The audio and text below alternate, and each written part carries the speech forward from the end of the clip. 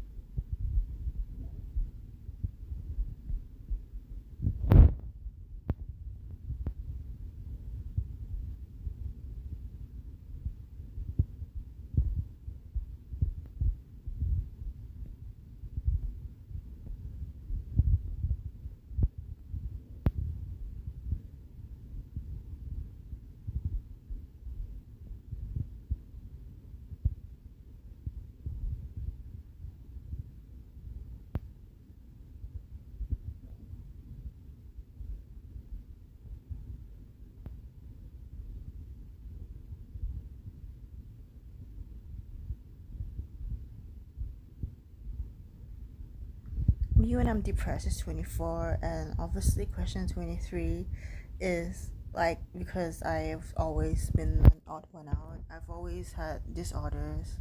When I was young, I would remember being with myself, and suddenly like I would just be very like odd.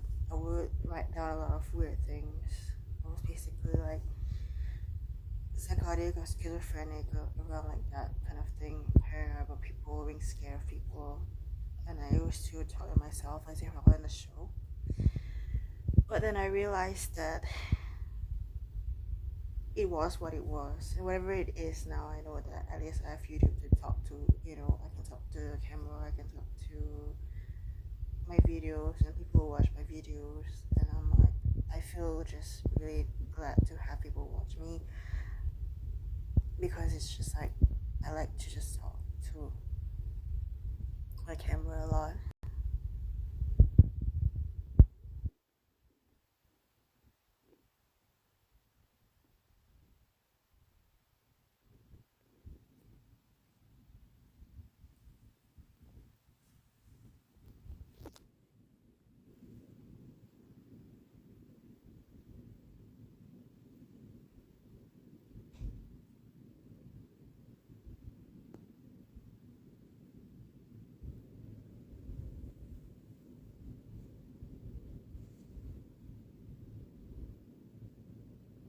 I don't know, 30 is like an example from really paranoid and scared of people because I used to I think and worry about like the worst of what's gonna happen. Like if you know I think about things that might injure me, and it's like and what's the worst that would happen? So I'm like, but I'm gonna be like, okay, you know. I don't know, my mind is like, ever since I was like discharged from the hospital and stuff, like my psychoticness got like the worst of like for my entire life and my old age of living here in this condo for years, and that I felt like psychotic here, and also when I was younger, but it just like get like intense here about my condo, which like I will do it by the end of the year, that I will, like share with you guys my condo and how it's the content and stuff, because yeah, it really messes people up if it's like hauntedness and like spirit stuff. But yeah, I make plans and stick to them. I feel like in the middle, because I would lie. I feel like yeah, I'm with it, but I would lie because I do like girls too.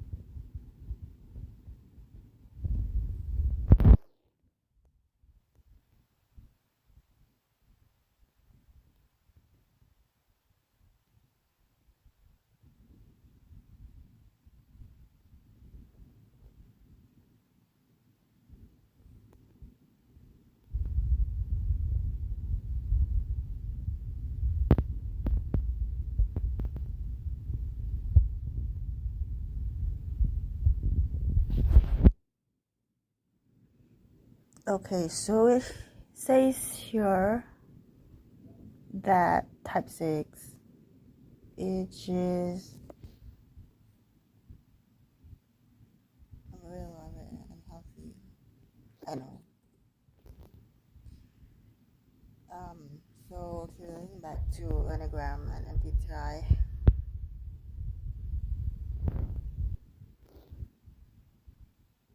Okay, so for example, for 6, you can see here that the most common for 6 is ISFJ, all of INFJ, NFP, INTJ, a lot of the I's, which is ESFJ. It's at 6 too.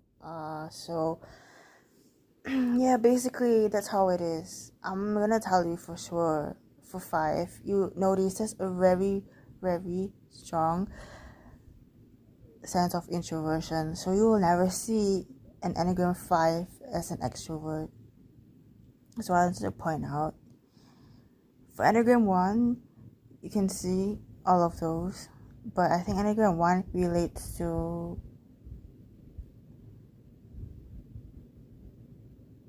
ISTJ. Definitely, you can see it's very common. And I think I just personally I feel like Enneagram 1 relates more to introversion. The TJ types are definitely Enneagram 1. So the most common is just introversions. Maybe extroversions are like the rare types. Maybe it could also fall for other Enneagrams, another category of that. Type 2 is definitely FJ. So type 2 is I love to help people and stuff is ENFJ. I cannot picture all the FJs in here. You don't even see any thinking people in Enneagram 2. Enneagram 3 is definitely I feel I think people are also probably falling in here because they definitely love to achieve things. I'm just talking based on like what I know and my research. Enneagram 4 is definitely like FP. So you will see like yeah, you see it's very very common among NFPs because they love like being authentic to themselves and stuff.